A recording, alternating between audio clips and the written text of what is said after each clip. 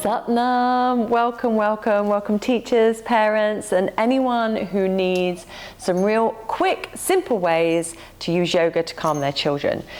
My name's Jo, I'm a children's yoga teacher, and welcome to my channel. If you are new here, then I'm delighted that you are as invested in children's mental health as I am, and I'm so glad that we found each other.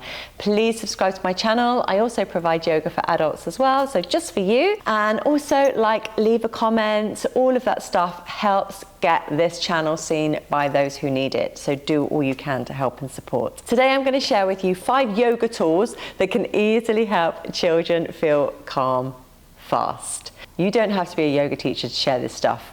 You just have to have watched this video. One of the first things you can always do with a child is have fun with them and do some yoga poses. Yoga poses are not just beautiful shapes for the body.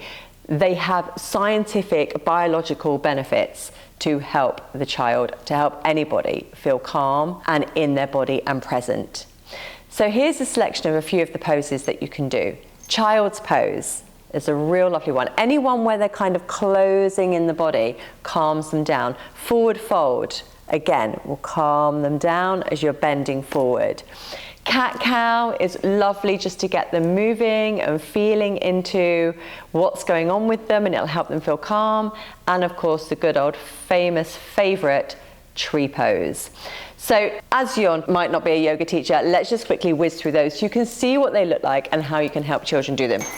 Child's pose, a real firm favorite. On the knees and just curl up. You can either have hands stretched out to stretch the shoulders, or sometimes they might feel a little bit cozier coming into like a little rock. Children love this stuff. Do it yourself and notice, take a breath, that it can make you feel calmer too.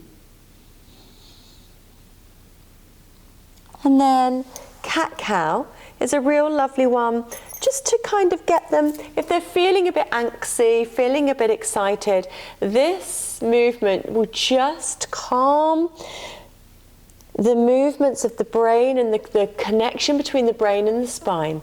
And it really helps just calm them down a little bit.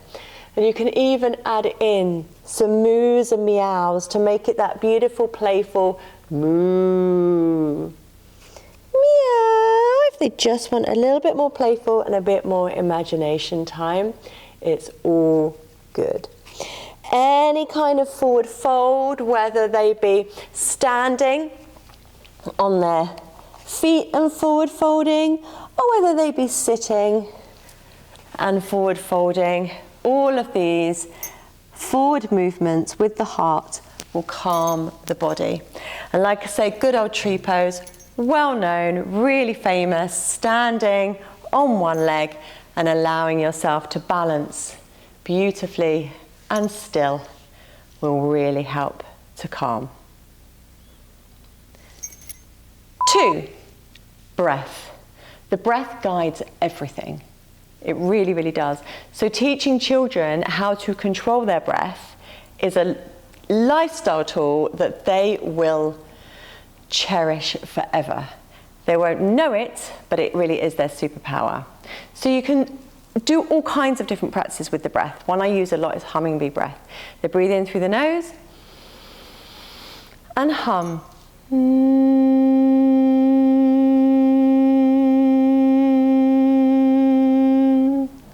They will be able to hum for a really long time.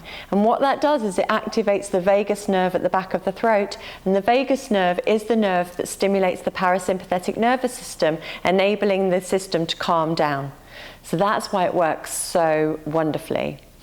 Another one it calms them, even though it doesn't look very calming, is lion's breath. So you breathe in through the nose. It just encourages them to control their breathing. And any time their breath is controlled, they are calm. The one with the hand, tracing around the hand, breathing in, breathing out, breathing in, breathing out, breathing in, breathing out, breathing in, breathing out, breathing in, and breathing out. 3, the glitter jar. So these are really simple to make. This is quite an old one, so it's gone a little bit murky now, but it's just a jar with some water in, a little bit of liquid glue and glitter glue or glitter, and then I've just sealed it with sellotape. When the glitter is settled, you can see through the water, and this is how I'll say it to children. This is your mind, and the glitter are all your thoughts. When your thoughts are settled and calm, you can see clearly. However, when your thoughts are all jumbled and all over the place, you can't see clearly. But then you sit and you watch the thoughts settle.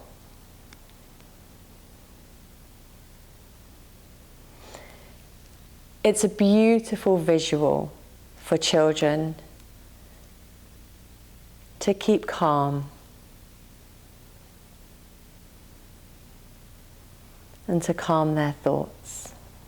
4, any kind of stress tool, stress balls, the fidgeters, anything that's going to give them something to focus on and feel a little bit calmer. When they're scattered or when they've got a lot going on or when they've just come in from break and they need to sit down, it's hard for them to suddenly switch. Having a reference point, I often use Gyan Mudra. I just get them just to do this a lot and they'll do that and it'll become a reference point. But for some children, they physically need something. So that might be a stress ball or it might be a fidget, a popper or something like that. But anything like that is just brilliant for helping them to calm down. And 5, we have 5 senses. So checking in with all 5 senses. So getting them to name something they can see, name something they can hear, name something they can smell, name something they can feel or touch, and name something they can taste. Just enables children to feel back into their senses again and remember that connection they have with the environment. If I can help you any more, I have a fantastic online course, Mindfulness for Children, that teaches a plethora of